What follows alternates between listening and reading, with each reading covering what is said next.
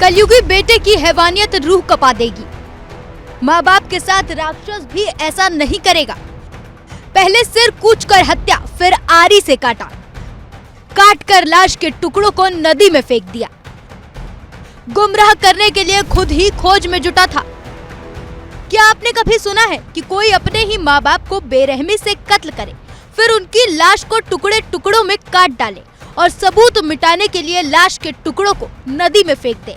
अगर नहीं सुना तो यहाँ देखिए, जौनपुर में ऐसी ही एक वारदात सामने आई, जिसे सुनकर रूह तो कांप ही जाएगी। बेटे की ऐसी हैवानियत तो शायद ही आपने पहले कभी देखी या सुनी होगी।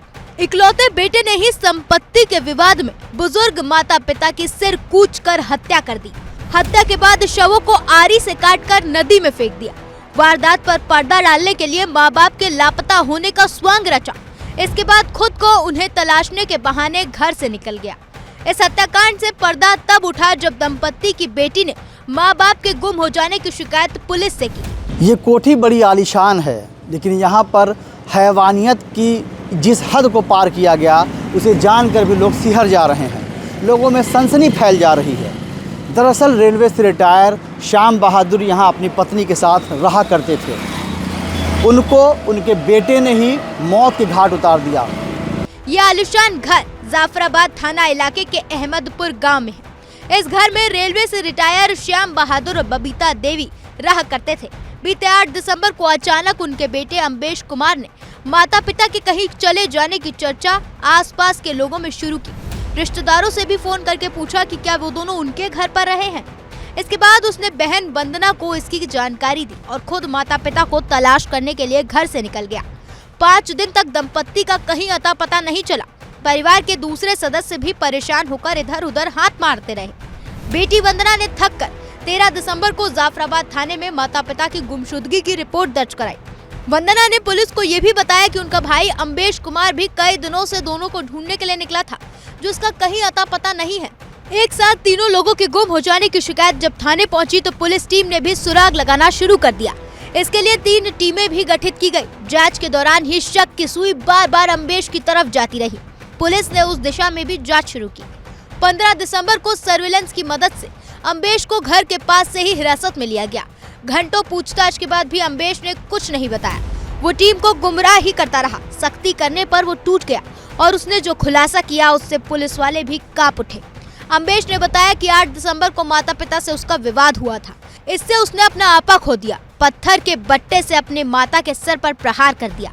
इस हमले में वो कहीं गिरकर लहूलुहान हो गई। ये पहले जो श्याम बहादुर मृतक और जो बबीता देवी जी माता पिता, इनकी जो बेटी है वंदना देवी जी, उनके द्वारा एक गुमशुदगी लिखवाई गई थी 13 दिसंबर को, जिसमें बताया गया था कि मेरे माता पिता 8 तारीख से लापता है और मेरा भाई अम्बेश कुमार जो उनको ढूंढ रहा था वह 12 तारीख से लापता है। 13 तारीख को जब ये लिखाई गई तो उसके बाद हमारे द्वारा जब इस पे काम किया गया तो अम्बेश कुमार को 15 तारीख को हमारे द्वारा बरामद किया गया। जब हमने उनसे गहनता से पूछताछ की और उनसे पूछा इसके बारे में पूरा, तो उनके द्वारा हमें बताया गया कि 8 तारीख को समय लगभग 7 से 8 बजे वह अपने घर पर अहमदपुर जाफराबाद में थे अपने माता पिता के साथ, और उनकी किसी बात पे लड़ाई हुई माता पिता से, जिससे वह उग्र हो गए और उनके द्वारा टेबल पे ही पड़े हुए एक जो बट्टा होता है, लोहे की एक छोटा सा बट्टा होता है, उससे उनकी माता पे प्रहार किया उन्होंने पहले। और जब वह चिल्लाई और उनके पिता चिल्लाए, किसी को फ़ोन करना चाह रहे थे, तो उनके पिता को उन्होंने उसी बट्टे से सर पे मारा। जब उन्होंने 2-3 बार प्रहार किया तो उसके बाद उन दोनों की मृत्यु हो गई। तब उसके दिमाग में आया कि कैसे वह दोनों जो डेड बॉडीज़ है उनको ठिकाने लगाए।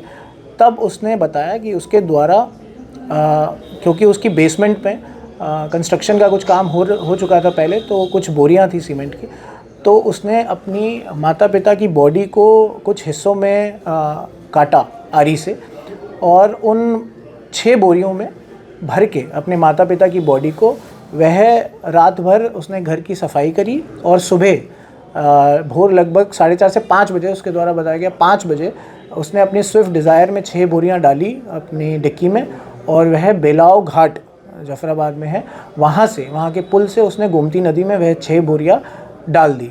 इस खौफनाक वारदात की जानकारी होते ही पुलिस और फॉरेंसिक टीम 16 दिसंबर को अहमदपुर गांव पहुंच गई। कार की डिक्की से लेकर अगली सीट तक को खंगाला, सारे सैंपल अपने कब्जे में लिए। इसके बाद रिश्तों का कत्ल करने वाले मामले का खुलासा हुआ।